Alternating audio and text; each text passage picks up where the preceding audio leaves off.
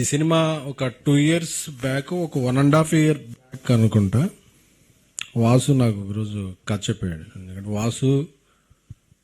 వాసు చేసే ఏ సినిమా అయినా ఫస్ట్ కథ నేనే వింటుంటాను. ఎందుకంటే ఇద్దరం ఒక రూమ్లోంచే స్టార్ట్ అయింది లైఫ్.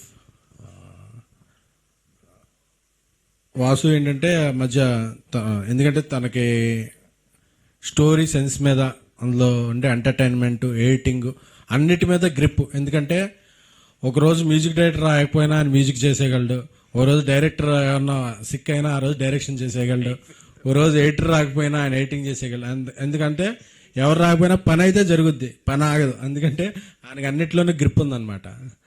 సో అలాంటి వాసు చేసిన ఒక 2-3 సినిమాలు కోవిడ్ టైంలో సరిగా అంచనాలను అందుకోలేదు.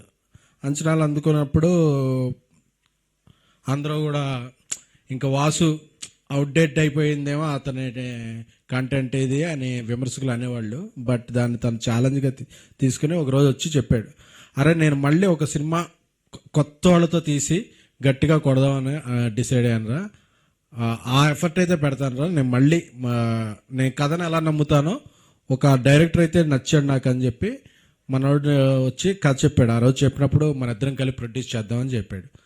సరే అని చెప్పి కథ అంటే నాకు కథ చాలా బాగా నచ్చింది. నచ్చితే లేదు వాసు ఇది బాగుంటుంది. ఎందుకంటే ఆ రోజు ఆ కథని ఈ విధంగా వస్తుందా రాదా అని చెప్పి ఎవరికీ నమ్మకం లేదు. బట్ వాసు ఈ కథను చాలా బలంగా నమ్మి అలా స్టార్ట్ అయింది. ఆ తర్వాత బేబీ రిలీజ్ అయింది, నేను హిందీ వెళ్ళటం, అలాగే తను ఈ సినిమాలో మూవ్ అయ్యాడు. వాసు ఫస్ట్ నుంచి ఒక కాన్ఫిడెన్స్గా ఉండి ఫస్ట్ కలిసింది నాని నితిన్ గారిని ఒక హోటల్లో కలిసి, ఇలాగా కథ ఉంటుందండి, దీంట్లో హీరోయిజం ఏమి ఉండదు, బట్ అన్ని క్యారెక్టర్లు ఇలా బాగుంటాయని చెప్తే ఆయన ఒక్క మాట కూడా ఇది చెప్పకుండా, లేదని నేను చేసేస్తాను, నాకు మంచి కథలు రావాలంటే, అంతేకాని ఇందులో యాక్షన్ అలాంటివి నాకేం ఇష్టం లేని, కథలో నేను ఉండాలి తప్ప కథ నా చుట్టూ ఉండకూడదండి అని చెప్పి చాలా. ఎందుకంటే యంగ్స్టర్స్లో అలాంటి ఆలోచన సరళ అనేది ఉండటం చాలా మంచిది, కథలకు మంచిది. ఎందుకంటే మంచి కథలు వస్తాయి, వాళ్ళు ఉండే సినిమాలు మంచిగా ఆడతాయి. సో అందుకే ఇప్పుడు ఆయన లక్ ఏదో అంటే నేను నమ్మను, ఆయన ఆలోచించే విధానమే ఆయన సక్సెస్. ఎందుకంటే ఇలాగ నేను కథలో ఇలా ఉండాలి, కథలనే చెప్పాలి అనుకోవడం. ఎందుకంటే ఇప్పుడు చాలామంది కథలను చెప్పాలనుకోవట్లా. సో కథను చెప్పాలనుకోవడం ఆయన సక్సెస్, కథలు ఎమ్మిడిపోవటం. సో ఆయనకి ఇలాంటి విజయాలు ఎన్నో, మరిన్ని విజయాలు రావాలి. సో ఇక ఈ కథకి మంచి ఒక ముగ్గురు ట్రయో వాళ్ళ మధ్య ఉండే రొమాన్సే ఈ సినిమా. సో రొమాన్స్ అన్నా అండి, అంటే మీరు ఆటగాడు కావచ్చు, అది రొమాన్స్లో అనిపించచ్చు, కెమిస్ట్రీ అది.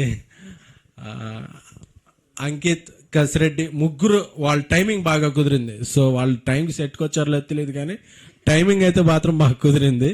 సో